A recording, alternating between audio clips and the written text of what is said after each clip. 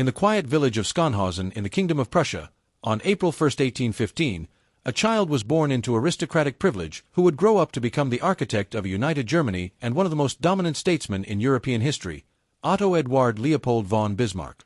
Raised on a rural estate by a conservative Junker father and a well-educated, ambitious mother, Bismarck's early life reflected the tensions between Prussian traditionalism and rising modern ideals. He was a rebellious student, uninterested in academics but well-read and fiercely intelligent. After studying law at the University of Göttingen, where he gained a reputation for dueling and excess, Bismarck entered the Prussian civil service but quickly grew bored, retreating to manage his family's estate. It was only after marrying Johanna von Puttkamer, a devout and steady woman who grounded his volatile energy, that Bismarck began to channel his ambition into politics. His early years in the Prussian Diet marked him as an outspoken ultra-conservative defender of the monarchy and aristocracy, earning him the nickname the Mad Junker. Yet behind the bluster was a calculating realist. In 1851, he was appointed as Prussia's envoy to the German Confederation in Frankfurt, where he began to develop a strategic vision not merely to defend Prussia but to lead a united Germany under Prussian dominance. Over the next decade, he held diplomatic posts in St. Petersburg and Paris, gaining deep insights into European politics and power balances. Then, in 1862, amid constitutional crisis in Prussia, King Wilhelm I appointed Bismarck as minister-president. It was a fateful decision. Soon after, Bismarck gave his infamous Blood and Iron speech, declaring that great issues would be decided not by speeches and majority votes, but by force. What followed was a masterclass in political chess. First, Bismarck neutralized Austria's influence over the German states by provoking and winning the Austro-Prussian War in 1866, using brilliant military planning and swift action to defeat a historic rival. He offered Austria lenient peace terms, a strategic move that prevented lasting hostility. In place of the old German Confederation, Bismarck established the North German Confederation under Prussian leadership, a crucial step toward full unification. His next move was to manipulate international events to unite the southern German states with the North.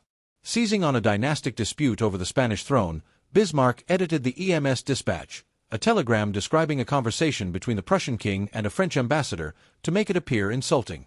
The resulting outrage in France led Emperor Napoleon III to declare war on Prussia. It was exactly what Bismarck wanted. The Franco-Prussian War of 1870–71 ignited nationalist fervor across the German lands. Prussia's swift victory stunned Europe, and at the Palace of Versailles in January 1871, the German Empire was proclaimed with King Wilhelm I as Kaiser and Bismarck as the first imperial chancellor. It was a moment of triumph. Bismarck had unified Germany not through idealism or revolution, but through realism, war, and cold strategy. Yet peace would prove more complicated than war. As chancellor, Bismarck became a master manipulator of domestic and foreign policy. Determined to maintain balance in Europe and preserve German dominance, he orchestrated a complex system of alliances: the League of the Three Emperors with Austria and Russia, the dual alliance with Austria-Hungary, and the reinsurance treaty with Russia. These agreements kept Europe stable while isolating France. At home, Bismarck faced threats from the Catholic Church, which he countered with the Kulturkampf, a campaign to reduce church influence in German politics. Though it ultimately backfired and had to be rolled back, it demonstrated Bismarck's readiness to confront even deeply entrenched powers. Equally bold was his crackdown on the growing socialist movement.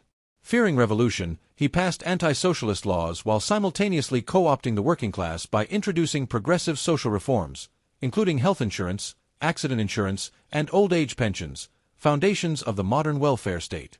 Though he despised socialism, Bismarck was a pragmatist, better to provide stability than face uprising.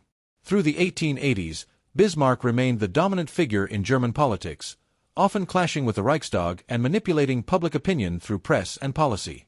But his relationship with the royal family would eventually undo him. After Wilhelm I's death in 1888, his son Friedrich III ruled for only 99 days before dying of cancer.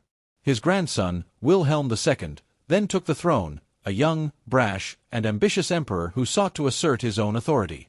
Bismarck, now aging and set in his ways, struggled to work with the impulsive new Kaiser.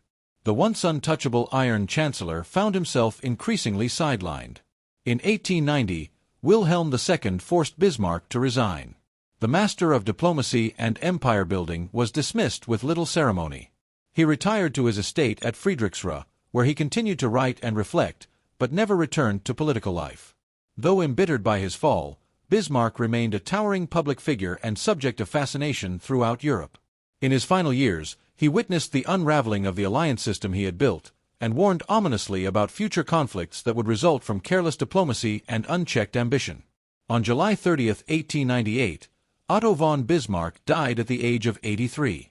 His funeral was a national event, yet the empire he had created was already drifting toward instability. Within 2 decades, Germany would plunge into the First World War, a conflict he had long feared and had worked his entire career to avoid. Bismarck was a paradox, a conservative who laid the groundwork for social security, a monarchist who unified a nation, a militarist who maintained peace through alliances, and a realist who understood the limits of power. His legacy is not merely in the German empire he forged, but in the model of leadership he represented, calculating, fearless, and above all, strategic. For all his flaws and iron will, Otto von Bismarck remains one of the greatest political minds of the 19th century, a man whose vision changed the map of Europe forever.